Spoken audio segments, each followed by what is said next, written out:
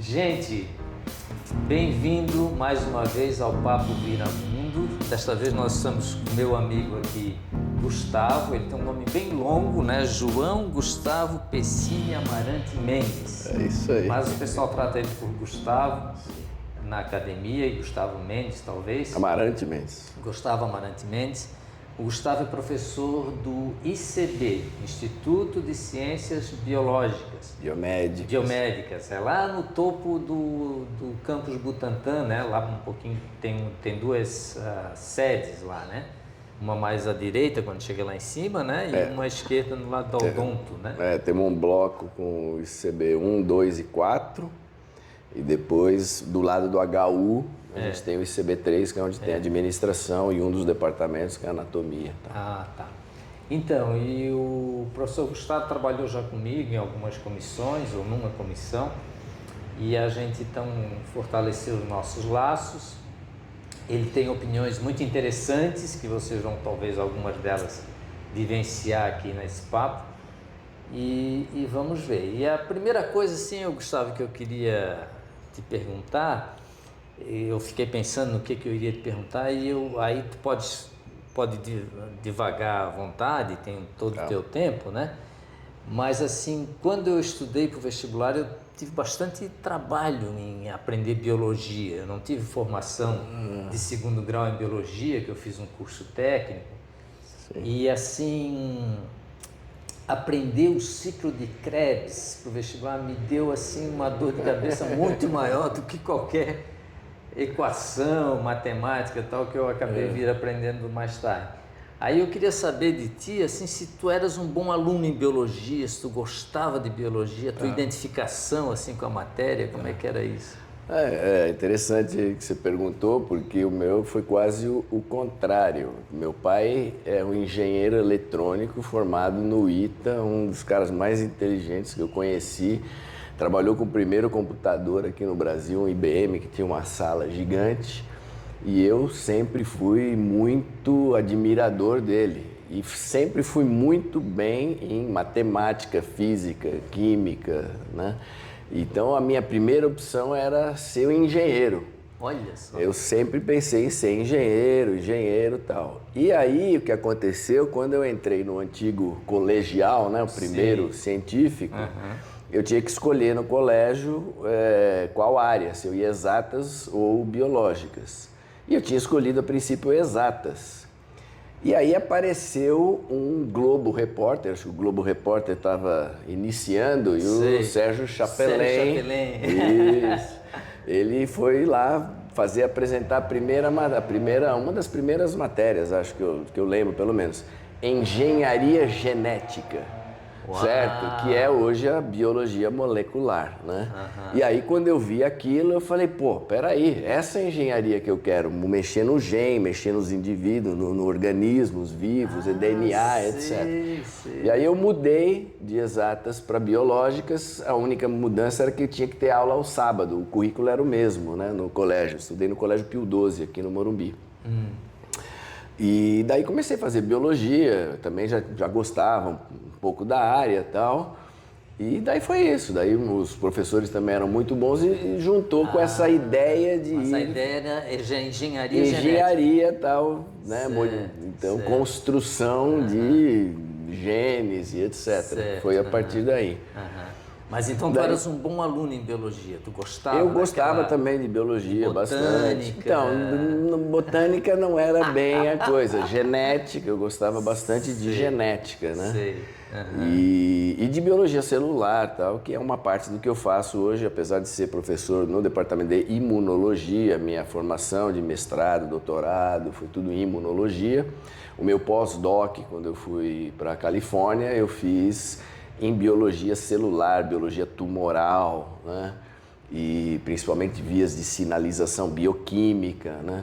Então eu entrei para essa área e daí juntei um pouco. Mas a sua formação de alunos, etc., não é na área de imunologia? Na graduação não tem graduação em imuno, né? A minha graduação foi em ciências biológicas, modalidade médica, que é o biomedicina. Certo.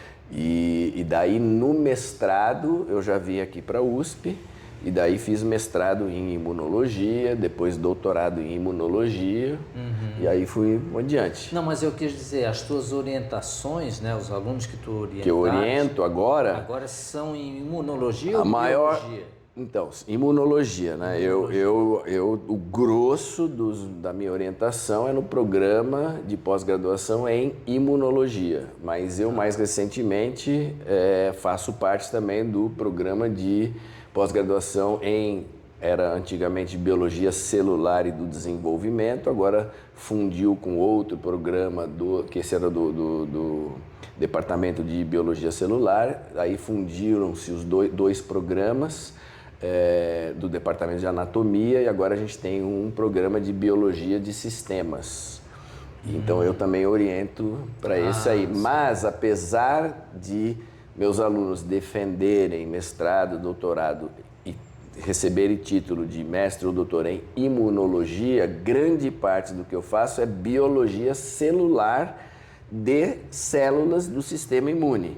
Então eu trabalho com macrófagos, linfócitos T, principalmente, linfócitos T, CD4, CD8, aí tem as variações, então eles não são fixados, vamos dizer, ou não são bitolados, sei lá qual é a boa palavra, somente em imuno. Eles aprendem biologia celular, bioquímica, biologia molecular, tanto que o meu laboratório, o nome que eu resolvi dar para o meu laboratório, é Laboratório de Biologia Celular e Molecular do Departamento de Imuno.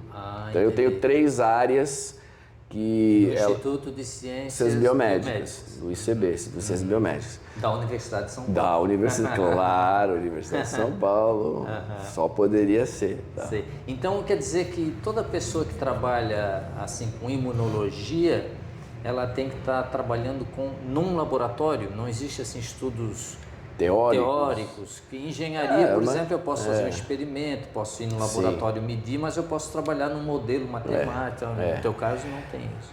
Existe uma área que já há algum tempo tem se desenvolvido muito, que é a bioinformática, certo? E a bioinformática pode ser aplicada a qualquer área da saúde.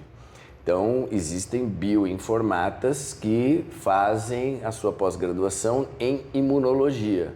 Mas essas pessoas trabalham praticamente só no computador. A gente fala o laboratório seco e o laboratório molhado, né? Assim, então, o laboratório seco é essa coisa de computação e tal, e o molhado é onde você faz os experimentos. É muito difícil você ter um trabalho apenas de bioinformática teórica, porque a nossa área é uma área muito experimental. Então, em geral, ou no início ou durante o desenvolvimento do seu projeto, a gente aplica alguma coisa de bioinformática, etc. Descobre associações que somente essas análises de dados, de multidados, né? Elas conseguem dar e apontar algum caminho. Daí, a gente volta para o laboratório e testa. Olha, nessa análise gigantesca que foi feito, parece que há uma associação deste gene com essa doença, ou com essa situação imunológica no caso. Então daí a gente vai no laboratório e modifica, aí entra a engenharia genética, a biologia molecular. A gente vai lá, modifica, existem técnicas de superexpressar um determinado gene, ou de eliminar, de deletar, de eliminar, né, um gene numa determinada célula, ou modificar o gene, causar alguma modificação, uma mutação, mimetizar alguma mutação que a gente veja na natureza, e aí estudar num sistema controlado, experimental, in vitro, em primeiro lugar. Às vezes passa depois para um modelo em animais, em camundongo, algumas coisas são feitas em macacos, em primatas, né? Então, em geral, é isso. Mas eu queria também te perguntar, eu mais ou menos sou uma pessoa satisfeita com o que eu faço, né? E aí eu nunca faço muito essa pergunta para mim, eu vou perguntar para o Gustavo. Se eu fosse lá para trás, na época do vestibular, lá na engenharia genética que tinha descoberto, tu terias feito diferente? Terias escolhido uma outra profissão, uma outra atividade dentro dessa profissão? Não sei se a pergunta machuca muito. Não tem, pode ficar tranquilo, não tem nenhuma pergunta que vai machucar, não, porque eu gosto de refletir, gosto de ser desafiado, etc. Então isso aí não tem problema nenhum. Sim, eu já pensei e, como eu falei, eu fiz, a minha formação na graduação foi biomedicina. E porque eu, talvez, não sou uma pessoa ansiosa, mas eu acho que eu estava com muita pressa. Eu me formei com 16 anos, prestei vestibular, então fiz o primeiro ano da faculdade inteirinha. Acho que quando eu me matriculei eu ainda tinha 16 anos. Uxi. Daí eu fiz o primeiro ano com 17 e tal. Eu prestei medicina, que era o que a minha mãe fala, não, medicina, filho médico, aquela coisa. Certo. Mas eu, ao analisar as profissões, eu realmente vi que a biomedicina, uma das razões pela qual a biomedicina foi criada, esse curso, era para formar cientistas. Então, daí essa ideia sempre me teve um appealing bastante grande. Então, ser cientista é uma coisa que eu acho maravilhoso, eu sinto orgulho de ser, então, não, eu jamais mudaria, seria igual. Mas, eu talvez, voltando agora retrospectivamente, talvez eu tivesse feito a opção de, já que eu não passei na primeira vez na medicina, passei na biomedicina, eu tentaria uma outra vez a medicina. Porque eu acho que o curso de medicina te dá uma formação muito mais completa. Eu não sou clínico, então eu perco essa ligação um pouco do que é ciência básica para o que é uma ciência mais aplicada do ponto de vista clínico. Então eu acho que se eu tivesse essa formação, eu talvez tivesse sido um cientista melhor do que hoje. Mesmo assim, tu usasse a palavra, eu seria um cientista. Cientista, totalmente. Então quer dizer que o espaço dentro da universidade, esse aqui ninguém tira. Ninguém, esse é o que eu, esse eu gosto. Com todos os dificuldades inerentes, essa rotina, esse dia a dia do ser cientista, eu acho absolutamente incrível. E ela existe nessas universidades públicas que dá espaço, que não faz com que o docente seja apenas um professor. Certo. E também é uma área maravilhosa, eu adoro ser professor. Então tu gostas de dar aula? Tu gostas gosto de ir na sala, muito de dar aula, gosto demais, acho que faz parte, isso não dá para dissociar o professor do cientista. A única coisa que eu não gosto é corrigir prova. Também não gosto. Esse eu não gosto. E tem que dar devolutivo. Isso, corrigir prova eu detesto. Sim. O resto eu gosto de todas as atividades, umas mais, outras menos. Tem coisa que chateia, mas não existe nenhuma profissão do mundo que 100% das tuas atividades é maravilhosa. E a entrada do movimento USP? Como é que foi para entrar na USP? Por que USP? Então, foi uma oportunidade? Foi consequência do doutorado? Não, na verdade foi anterior, né? Quando eu fiz universidade particular. Certo. E aí no último ano tem que fazer um estágio, alguma coisa, e eu sempre USP, obviamente já sabia, era uma referência. Então eu vim procurar estágio e aí também um pouco de coincidência, uma das minhas professoras na faculdade estava fazendo doutorado aqui no departamento de imuno. Então ela falou, olha, o departamento de imuno tem uma professora nova que acabou de ser contratada, ela chegou do Butantan, trabalha em pesquisa, na área de imunologia, assim, assado e tal. Eu falei, gostaria então, se me puder me arrumar aí uma entrevista. Daí eu vim aqui, conversei, a doutora Mahasti Sarrihi de Macedo, uma pessoa maravilhosa, quase uma segunda mãe. E daí eu fiz o mestrado com ela, na área que ela trabalha, que é alergia, né, hipersensibilidades, regulação da resposta de anticorpos IgE. E depois a gente realmente tivemos uma relação espetacular até hoje, tá? Ela já está aposentada e tal. E aí eu fui fazer um doutorado sanduíche eu também queria ir para fora, numa área que ela não dominava, que era uma imunologia celular, era diferenciação de linfócitos no timo. E por conta dessa amizade, confiança e tudo mais, ela aceitou ser orientadora formal, minha orientadora formal nessa outro projeto.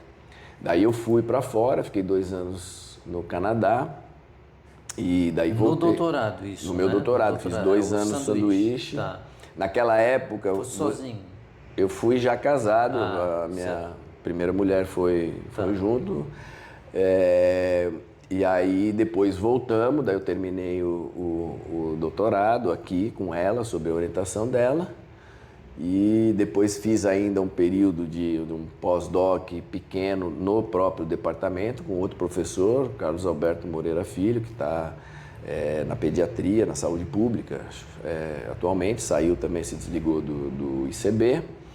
E aí eu fui passar 3 anos na Califórnia, num pós-doc, com um cara que é referência... 3 anos? Fiquei 3 anos lá em San Diego, La Jolla, com o Douglas Green, que esse é uma referência mundial, tem todas essas classificações de ciência e tal, ele tem fator H, e número de citações, e número de artigos, etc, e contribuições infinitas. E imunologia? Não, daí foi que eu passei um pouco para essa parte de biologia celular e tumoral. Quando eu fui para lá, era para ser um projeto que era da biologia celular do linfócito, TIB, porque eu fui estudar mecanismos que controlam a sobrevivência celular. Que naquela época existe um tipo de morte celular que chama-se apoptose. Já ouvi falar. Então, naquela época a gente tinha dois modelos, 2 modos de uma célula morrer. Ou era uma morte acidental, então era uma morte necrótica, era necrose, ou era uma morte programada geneticamente e era apoptose. Hoje a gente sabe que tem outras modalidades de morte celular regulada que a gente também estuda no laboratório, necroptose, a piroptose, tem outras, ferroptose.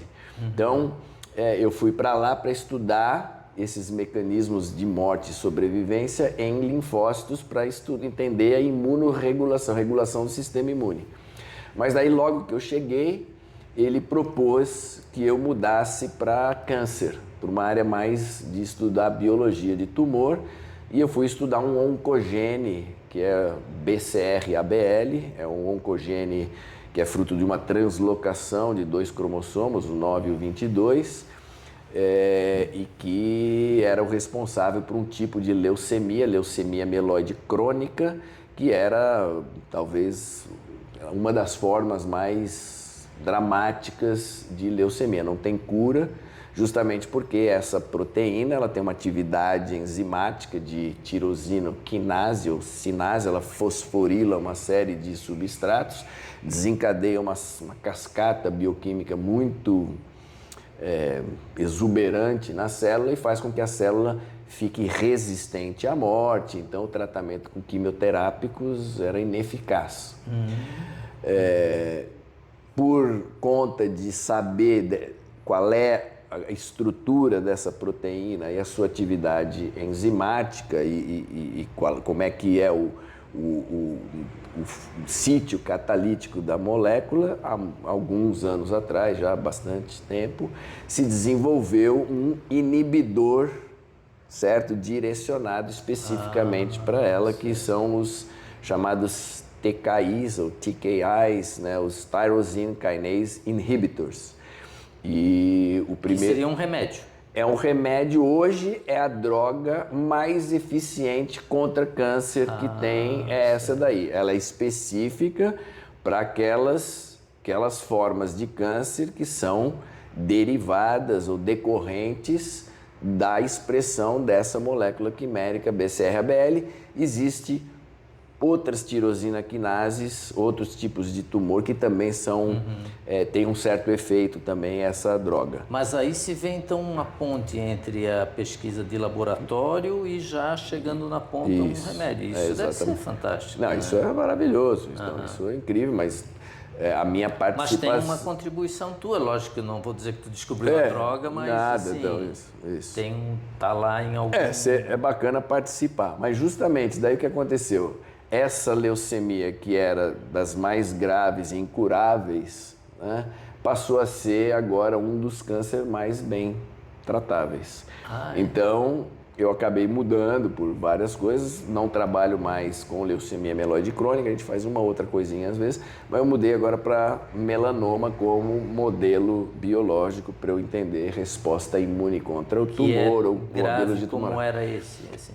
O melanoma a gente não tem um tratamento ainda eficaz, existem algumas coisas de imunoterapia que foram desenvolvidas também, que aparentemente para alguns casos de melanoma funcionam bem, funciona melhor para melanoma do que para outros, mas o melanoma ainda é um tipo de câncer bastante agressivo, bastante problemático em saúde pública. Eu fiquei curioso de saber que ano que tu foi para a Califórnia fazer o pós-doc de 3 anos?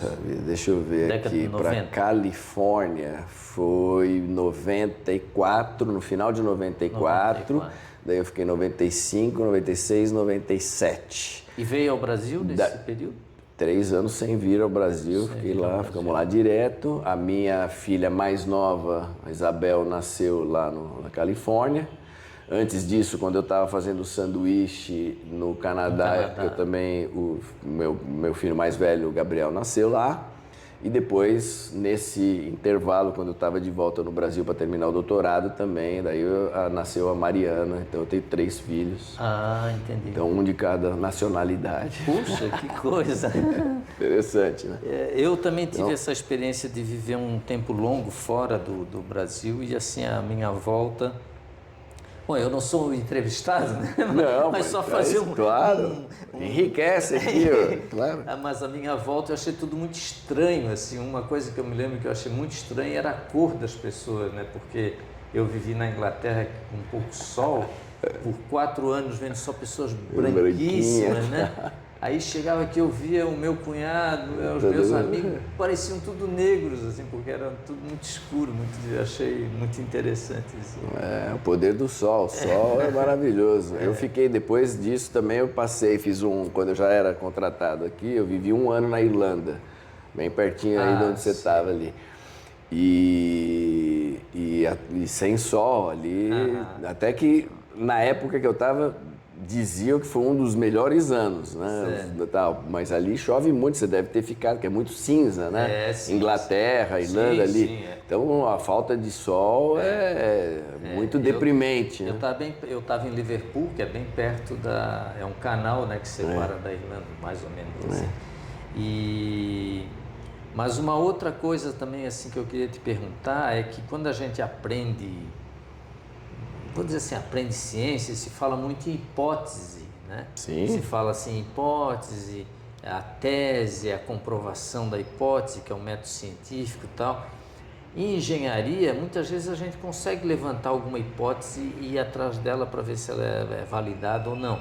Mas eu imagino que em biologia, essas palavras, hipótese ou esse método, seja mais assim usado e fica mais sendo como referência de método de trabalho. É assim mesmo? Não. Assim, a boa ciência é a ciência baseada em hipótese, certo? Eu faço questão de treinar os meus alunos e discutir, tentar implementar que a gente deve fazer ciência baseada em hipótese. Então, você tem um problema, você tem uma pergunta, você tem que aparecer com essa hipótese. Então, no caso de um doutorado, é obrigatório ter um statement, ter uma coisa, qual é a hipótese, porque senão não é uma tese, certo? A tese é isso. Então, ainda que... A tese seria o processo de comprovar ou não a tal hipótese. A tal hipótese, comprova ou reprova, não importa, mas essa é que eu acho particularmente a boa ciência. Evidentemente, qual é que é a questão num país como a gente? Aqui é um país menos desenvolvido, com mais dificuldade financeira, etc. A gente precisa se adaptar. Então, muitos dos projetos ou experimentos que a gente desenvolve são baseados nos reagentes que a gente tem disponível. Então, no nosso caso, por exemplo, os camundongos geneticamente modificados. Então, no departamento de imunologia tem uma lista de camundongos geneticamente modificados. Então, para muita coisa, alguns experimentos, fala, bom, eu vou fazer esse experimento com esses camundongos, que é o que eu tenho. Ainda que tenha uma validade, na minha opinião, pelo menos o aluno tem que construir uma hipótese. Por que você está usando esses animais? Você não pode dizer, eu usei esses animais ou esse reagente, ou eu fiz isso porque era o que eu tinha em mãos. Isso é intelectualmente fraco, deficiente. Então, precisa haver alguma intelectualização para justificar aquele experimento que está fazendo. Pode ser uma ciência, vou fazer isso, vou ver o que dá. Isso não é ciência. Certo? Então, a ciência é baseada em hipóteses. Eu gosto dessa.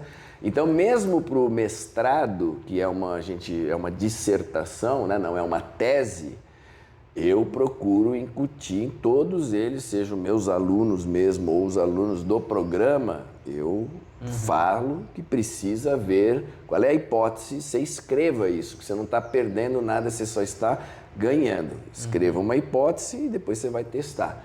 Então, para cada experimento, na verdade, você tem que ter uma hipótese. Ok. E assim, nesse teu processo de profissional, de professor, tal, você orientou muitos alunos, né? Eles superaram o mestre? Tu vê os alunos assim como pessoas que se desenvolveram e cresceram? Sim, vários deles. Eu vou falar mas é até injusto um pouco com alguns outros. Tem um dos meus alunos, o Daniel Diniz de Carvalho, ele quase que bateu um recorde aí de tempo de doutorado, acho que ele fez em 3 anos, tendo ficado quase 1 ano fora no sanduíche. Então ele ficou 2 anos aqui no Brasil, ganhou um prêmio aqui no Brasil da revista Nature e ganhou o prêmio tese de CAPES, de tese aqui.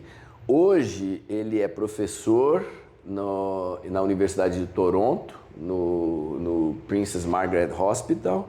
Ele é uma das referências mundiais em epigenética de câncer. Ele montou uma empresa que arrecadou agora 120 milhões de dólares para desenvolver um processo de diagnóstico precoce de câncer. Então, esse cara, ele corre o risco de ganhar um prêmio Nobel e de ser um bilionário. Porque a área que ele está atuando... E eu tenho muito orgulho, mas eu digo que a minha única contribuição foi não atrapalhar a carreira dele. Não atrapalhar. Então, eu acho que é isso. Acho que a gente procura conectar as pessoas e ele é isso tudo, não é porque passou no meu laboratório.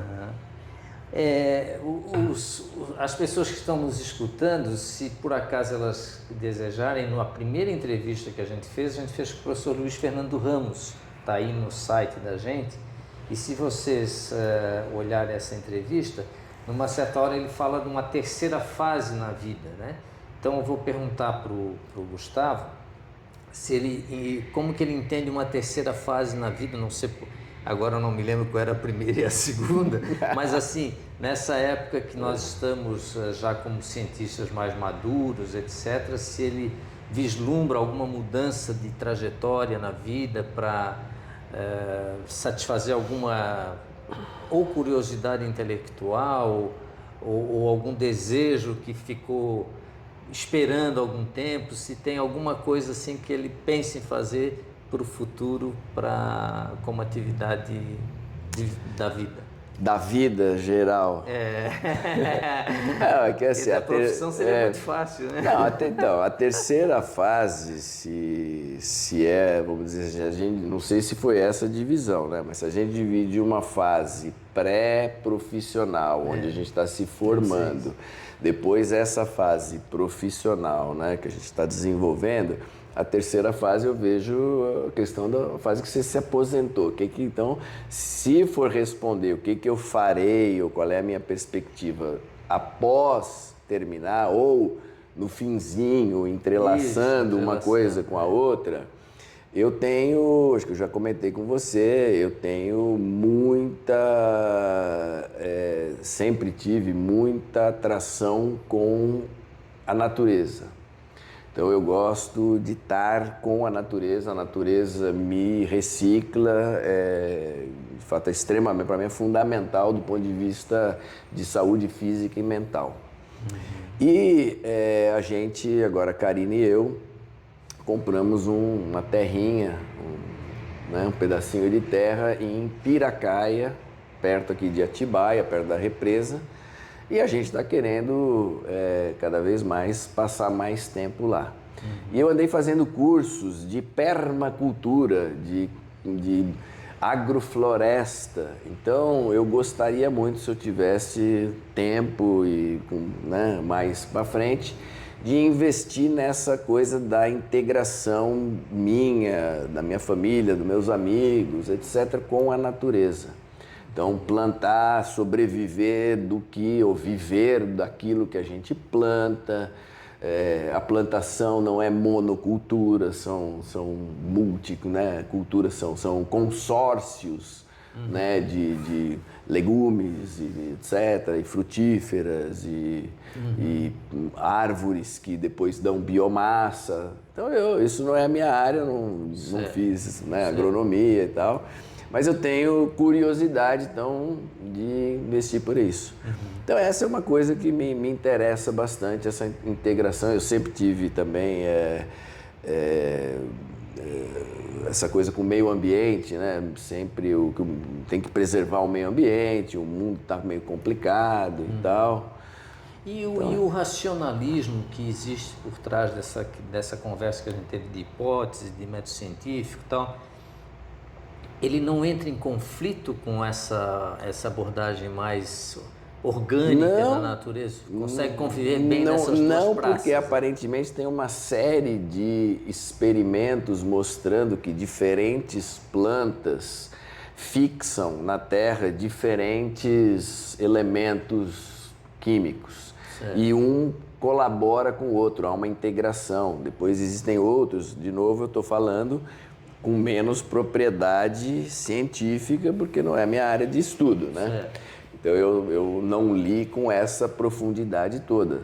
Mas a interação entre diferentes tipos de planta com diferentes micro-organismos do solo, as raízes, etc., água e tal, para mim, tem base científica ali, não é uma coisa muito espiritual. Mas, já que você tocou nessa pergunta também, eu vivo muito bem essa relação da ciência e da minha espiritualidade sem qualquer problema, porque eu consigo separar esses dois reinos. Então eu rezo toda noite pro anjo da guarda, entendeu? Então eu tenho uma coisa espiritual muito grande, que para mim não há conflito, porque eu não uso isso para fazer meus experimentos. Vamos dar uma benção para ver se o experimento funciona. Não é isso, né? Bom, eu também rezo pro anjo da guarda. Não sei se toda noite, mas eu rezo para proteger a gente. Mas de repente não são dois mundos, né? Talvez não seja um mundo da ciência, um mundo espiritual, um mundo... Talvez essas coisas possam até ser fundidas de algum modo, e elas estão presentes até nas células vivas que tu tá lá. Porque quando se fala célula viva, a gente nem falou disso, mas a gente está falando de vida, né? E essa vida está presente debaixo do microscópio ali, ou pode estar, dependendo da técnica, não sei. Então deve ser uma coisa bem complicada colocar nessas hipóteses esse elemento de vida presente, porque ele pode gerar desvios dessa abordagem mais racionalista. Tem que tomar muito cuidado para trilhar esse caminho, né? Para mim é uma coisa natural, né? Eu não tento explicar coisas racionais, concretas, com coisas espirituais. Por isso que para mim é tranquilo, eu separo duas coisas. Então eu tenho as minhas crenças, certo? E que eu sei que é fé, é uma coisa que não é baseada na ciência. Então eu consigo separar bem. E eu acho que o que é importante, tem que dar o valor e o peso correto. Agora, quando vai falar de coisas científicas, aquilo não entra. Eu não posso que a minha vontade maior entre num aspecto que é pragmático. Então eu consigo separar. E acho que essas coisas também, você não perguntou, deveriam ser separadas em outros aspectos da nossa vida social, política, ideológica, etc. Se a gente conseguisse separar, viveríamos todos bem melhor, eu acho. Então tá bom, então com isso a gente encerra mais uma entrevista no Papo Viramundo. Muito obrigado, vou repetir de novo o nome do professor Gustavo aqui, que é longo, João Gustavo Pessini Amarante Mendes. Obrigado, Gustavo, pela tua... Eu que agradeço, a conversa com você é sempre uma delícia, maravilhosa. Pena que a gente se encontra menos do que deveria. É isso aí, muito bom. Então tá, obrigado, pessoal. Valeu. Até mais. Alô.